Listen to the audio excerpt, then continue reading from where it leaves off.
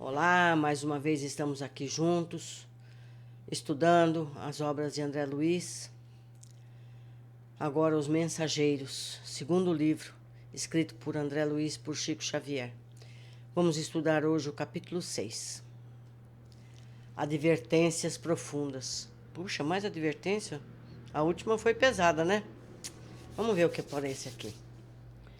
Irmãos nossos, prosseguiu Telésforo, sobre o calor da sagrada inspiração, fazem-se ouvir na terra gritos comovedores de sofrimento. Necessitamos de servidores que desejem integrar-se na escola evangélica da renúncia. Desde as primeiras tarefas do Espiritismo Renovador, nosso lar tem enviado diversas turmas de trabalho de disseminação de valores educativos. Centenas de companheiros partem daqui anualmente, aliando necessidades de resgate ao serviço redentor. Mas ainda não conseguimos os resultados desejáveis.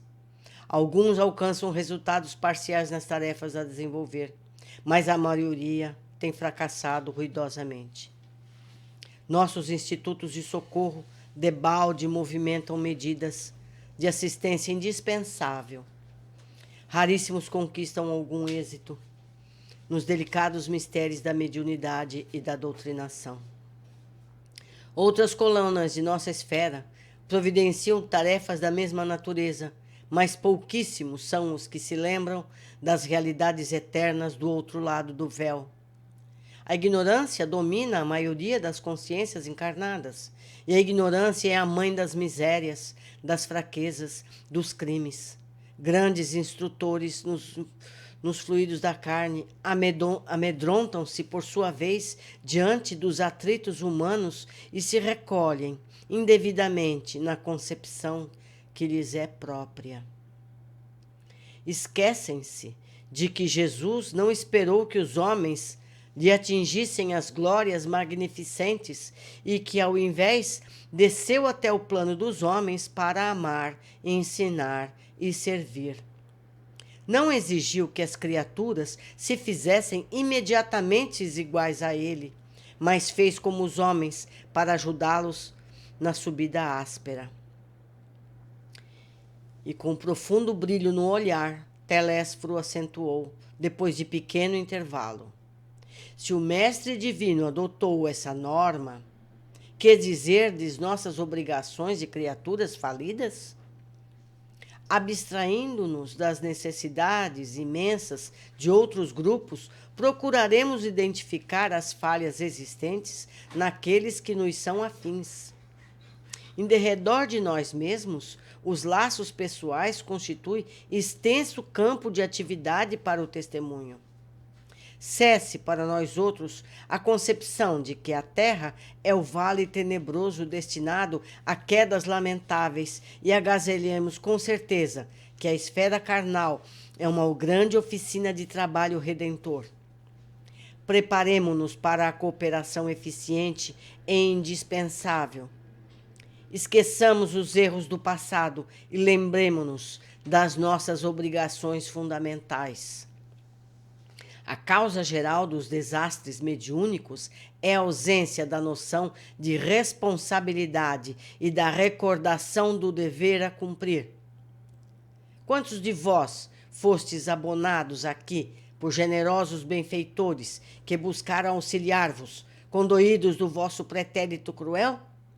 Quantos de vós partistes entusiastas, formulando enormes promessas? Entretanto, não soubestes recapitular dignamente para empreender e servir, conforme os desígnios superiores do Eterno. Quando o Senhor vos enviava possibilidades materiais para o necessário, regressáveis à ambição desmedida. Ante o acréscimo da misericórdia do labor intensificado, agarrastes à ideia da existência cômoda. Junto às experiências afetivas, preferiste os desvios sexuais. Ao lado de famílias, voltasse à tirania doméstica, e aos interesses da vida eterna sobrepusestes as sugestões inferiores da preguiça, da vaidade. Deste-vos a maioria a palavra sem responsabilidade e a indagação sem discernimento, amontoando atividades inúteis.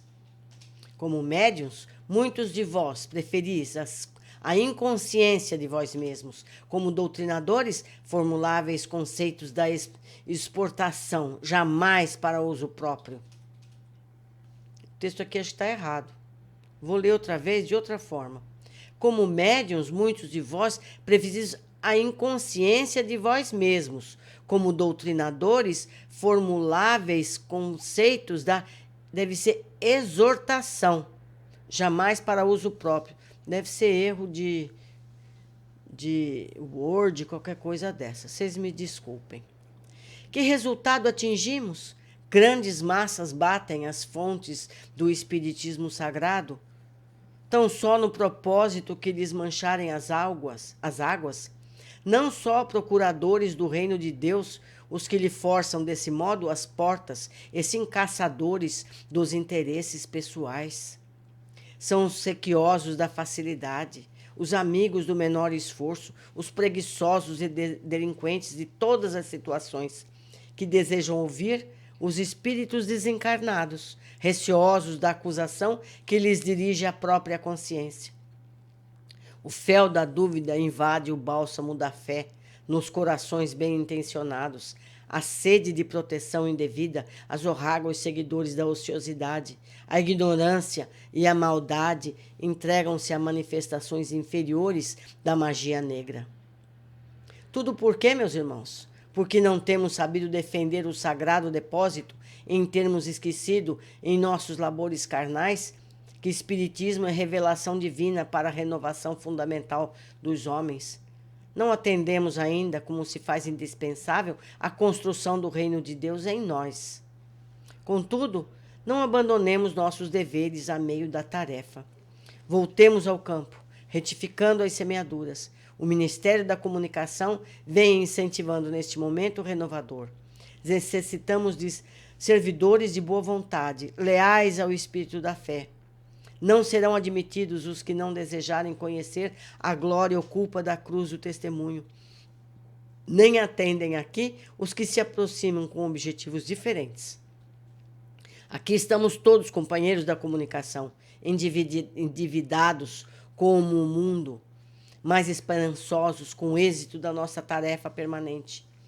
Levantemos o olhar. O Senhor renova diariamente nossas benditas oportunidades de trabalho. Mas para atingirmos os resultados precisos, é imprescritível sejamos seguidores da renunciação ao inferior. Nenhum de nós, dos que aqui nos encontramos, está livre do ciclo das reencarnações na crosta. Todos, portanto, somos sequiosos da vida eterna. Não olvidemos desse modo o calvário de nosso Senhor, convictos de que toda saída dos planos mais baixos deve ser uma subida para a esfera superior. E ninguém espere subir espiritualmente sem esforço, sem suor, sem lágrimas. Neste momento, cessou a preleção de Telésforo, que abençoou a Assembleia, mostrando o olhar infinitamente brilhante e aceitando em seguida o braço de Aniceto para afastar-se. Debaixo de profunda impressão, em face de incisivas declarações do instrutor, observei que numerosos circunstantes choravam em silêncio. Ao meu olhar interrogativo, Vicente explicou. São servidores fracassados. Nesse instante, Telésforo e nosso orientador postaram-se juntos de nós. Duas senhoras de graves fisionomia aproximaram-se respeitosamente, de uma delas dirigiu-se a Aniceto nestes termos. Desejávamos o obséquio de uma informação concernente à próxima oportunidade de serviço que será concedida a Otávio. O Ministério prestará esclarecimentos, respondeu o interpelado atencioso. Todavia, tornou a interlocutora, ousaria reiterar o pedido. É que Marina, grande amiga nossa, casada na terra há alguns meses, prometeu-me cooperação para auxiliá-lo. E seria muito de meu agrado localizar agora o meu pobre filho em braços maternais. Aniceto esboçou um gesto de compreensão, sorriu e esclareceu sem afetação. Convém não estabelecer o plano por enquanto, porque, antes de tudo, precisamos conhecer a solução do processo de médiuns fracassados em que está ele envolvido. Somente depois, minha irmã. Volvi os olhos para Vicente, sem ocultar a surpresa, mas enquanto as senhoras se retiravam, conformadas, Aniceto dirigia-nos a palavra. Tenho serviços imediatos, em companhia de Telésforo. Deixo-os a todos, em estudos e observação aqui no Centro Mensageiros. Retirou-se Aniceto com os maiores, e um companheiro declarou alegremente: podemos conversar. Nosso orientador, explicou-me Vicente, solícito, considera trabalho útil toda conversação sadia que nos enriqueça os conhecimentos e aptidões para o serviço. Pelas nossas palestras construtivas, portanto, receberemos também a remuneração devida à cooperação normal. Viu só? Eles vão receber bônus horas só por estarem conversando. Mas vamos ver que tipo de conversa é essa. E se eu tentasse voltar aos assuntos inferiores da terra, esquecendo a conversação edificante? Vicente sorriu e retrucou. O prejuízo seria seu, porque aqui a palavra define o espírito. E se você fugisse à luz da palestra instrutiva, nossos orientadores conheceriam sua atitude imediatamente, porquanto sua presença se tornaria desagradável e seu rosto se cobraria de sombra indefinível. Viu só? Olha, gente, é muita coisa nesse capítulo, como foi em alguns outros para trás. Mais uma vez eu reitero, a gente teria que ver cada parágrafo e discutir cada parágrafo. É muita informação, é muita orientação, é muita coisa para a gente analisar aqui. Mais uma vez eu digo, seria interessante que vocês revissem todo esse capítulo, pensassem sobre cada parágrafo, fizessem anotações. Se possível, tragam aqui nos comentários embaixo. Vamos discutir tudo isso, porque é bom para nós todos. É uma oportunidade que a gente tem de tentar se melhorar. Nós somos todos nascidos depois desse encontro que foi descrito. A maioria de nós nasceu depois de 1944, não é mesmo? Então, é para todos nós essas lições. Será que alguns de nós não estavam naquela plateia chorando também, pedindo uma oportunidade?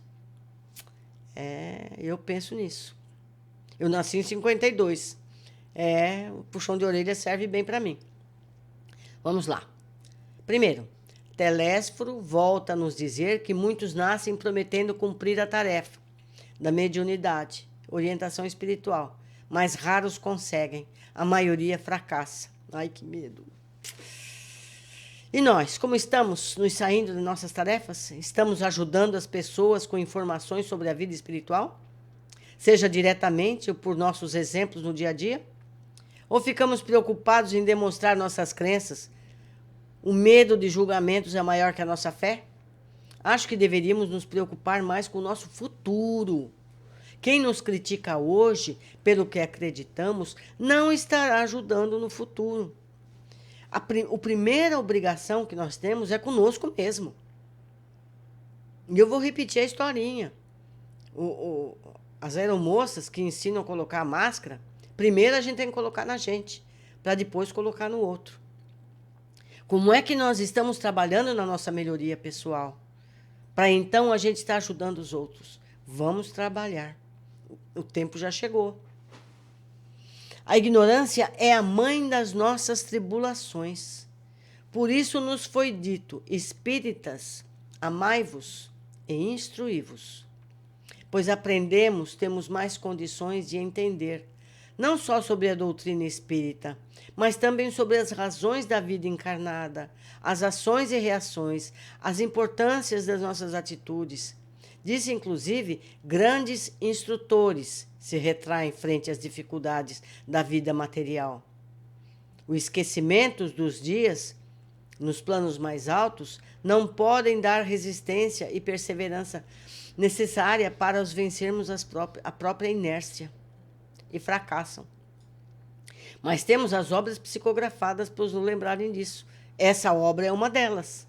Então, todo espírita que tiver acesso ao livro Os Mensageiros, não pode alegar ignorância.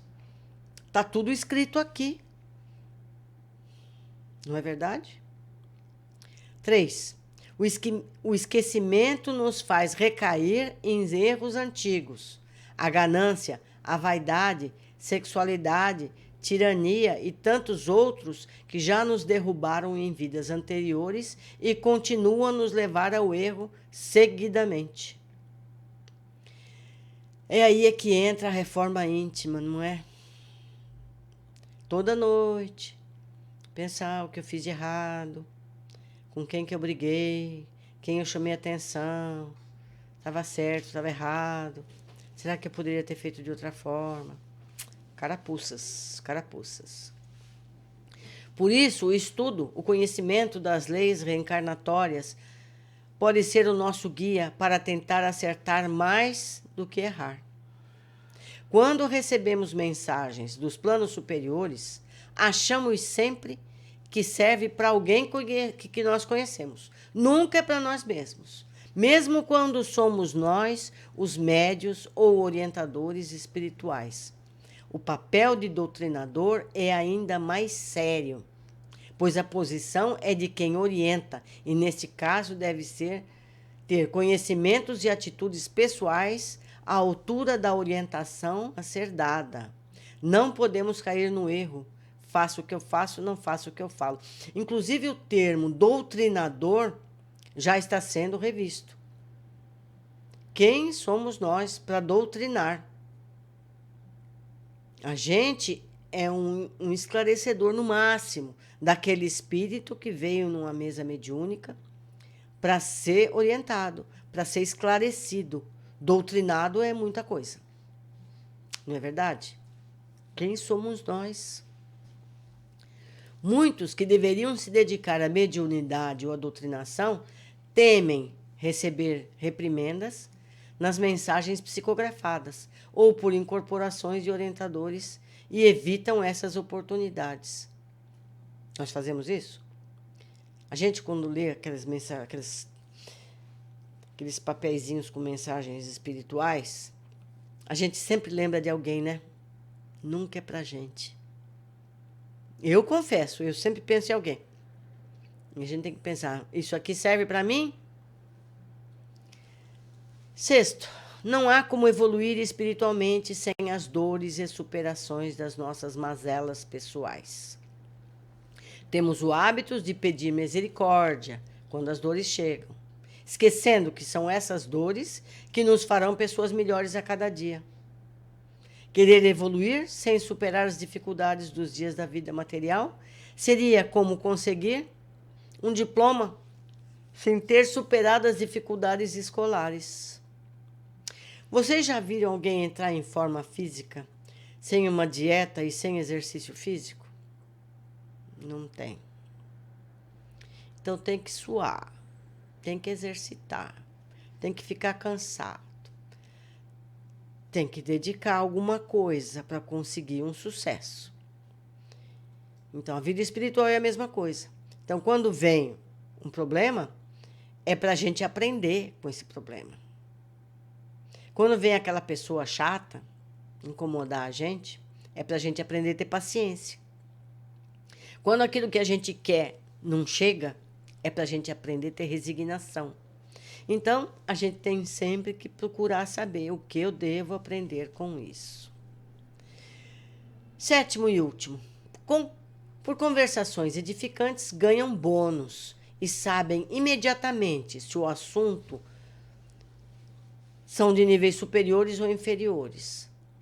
Nossa expressão imediatamente denuncia nossos pensamentos. Nossos orientadores, imediatamente tomam conhecimento do fato. É bom a gente já ir aprendendo, né? Porque a gente, mais uma vez, vai chegar nesse ponto. A gente vai novamente para o plano espiritual, vamos viver essas situações novamente. Então, vamos antecipar situações e evitar cair nesse erro. Foi uma alegria estar com vocês aqui mais uma vez. Aguardo ansiosamente pelos comentários. Vamos discutir. Me esclareçam do que eu não trouxe, para que a gente possa aproveitar ao máximo, porque nós já estamos atrasados.